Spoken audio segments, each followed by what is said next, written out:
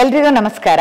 ಇವತ್ತಿನ ಒಂದು ಸಬ್ಜೆಕ್ಟ್ ಅಂದ್ರೆ ಅಸ್ತಮ, ವೀಸಿಂಗ್ ಅಂತ ಹೇಳ್ತೀವಲ್ವಾ. ತುಂಬಾ ಕಾಮನ್ ಪ್ರಾಬ್ಲಮ್, ಚಿಕ್ಕ ಮಕ್ಕಳಿಂದ ಕೆಲವರಲ್ಲಿ ಸ್ಟಾರ್ಟ್ ಆಗುತ್ತೆ, ಹೆರಿಡಿಟ್ರಿಯಿಂದ ಕೂಡ ಬರುತ್ತೆ.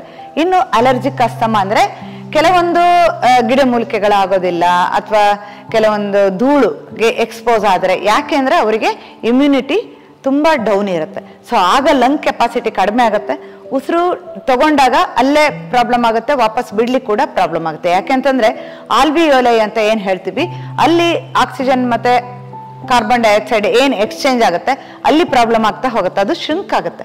ಆಗ ಅವರಿಗೆ ಸರಾಗವಾಗಿ ಉಸಿರನ್ನ ತಗೊಳ್ಳೋದು ಹಾಗೂ ಬಿಡೋದು ಮಾಡ್ಲಿಕ್ಕೆ ತುಂಬಾ ಕಷ್ಟ ಆಗುತ್ತೆ. ಪ್ರಾಣ ಶಕ್ತಿ ಅಲ್ವಾ, ಅದೇ ಪ್ರಾಬ್ಲಮ್ ಆದಾಗ ನೀವೇನ್ ಮಾಡ್ತೀರಿ, ಹೋಗಿ ಸ್ಟಿರಾಯ್ಡ್ ತಗೊಳ್ತೀರಿ, ಪಫ್ ತಗೊಳ್ತೀರಿ. ಅದರಿಂದ ಯಾರಿಗೆ ಬೆನಿಫಿಟ್ ಆಗಿದೆ ಅಂತ ನಿಮ್ಮನ್ನ ನೀವೇ ಕೇಳ್ಕೋಬಹುದು. ಸೊ ಅದು ಜಸ್ಟ್ ಸಪ್ರೆಸ್ ಆಗುತ್ತೆ. ಆ ಶ್ವಾಸನಾಳಗಳಲ್ಲಿ ಏನು ಉರಿಯುತ್ತಾ ಇರುತ್ತೆ, ಆ ಸ್ವೆಲ್ಲಿಂಗ್ ಇರುತ್ತೆ, ಆ ಮೂಮೆಂಟ್ ಅದು ಕಡಿಮೆ ಆಗುತ್ತೆ ವಿನಃ ಅದಕ್ಕೆ ಶಾಶ್ವತ ಪರಿಹಾರ ಸಿಗೋದಿಲ್ಲ. ಸೊ ಬೇರೆ ಅಲರ್ಜಿ ಆಗುತ್ತೆ, ಸ್ಕಿನ್ ಅಲರ್ಜಿ ಆಗುತ್ತೆ, ಬಾಡಿ ವೀಕ್ ಆಗ್ತಾ ಹೋಗುತ್ತೆ.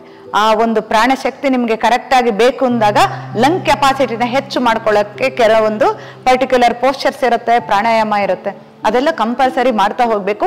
ಜೀವನ ಶೈಲಿನ ಸ್ವಲ್ಪ ಸರಿ ಮಾಡ್ಕೊಳ್ತಾ ಹೋಗ್ಬೇಕು.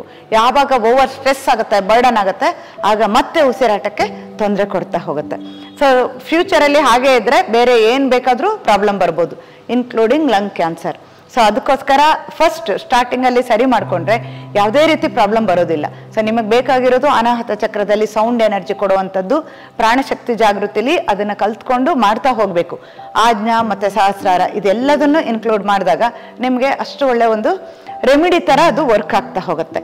ಇನ್ನು ಕೆಲವೊಂದು ಗಿಡಮೂಲಿಕೆಗಳು ಹೇಳಿದ್ನಲ್ವಾ, ಸೊ ಆಡ್ಸೋಗೆ ಸೊಪ್ಪು ಅದೆಲ್ಲ ಕೇಳಿರ್ಬೋದು. ಇಂಥದ್ದು ಕಾಂಬಿನೇಷನ್ ಅಂಡ್ ಪ್ರಪೋರ್ಷನ್ ಅದನ್ನ ಕರೆಕ್ಟ್ ಆಗಿ ಸೇವನೆ ಮಾಡಿದಾಗ ಯಾವುದೇ ರೀತಿ ಒಳಗಡೆ ಕಫ ಇದ್ದು, ಕೆಮ್ಮಿದ್ದು, ವೀಸಿಂಗ್ ಇದ್ದು, ಏನೇ ತೊಂದರೆ ಇದ್ದು ಕೂಡ ನ್ಯಾಚುರಲ್ ಆಗಿ 2-3 ತಿಂಗಳಲ್ಲಿ ಖಂಡಿತ ಕಡಿಮೆ ಮಾಡ್ಕೋಬಹುದು.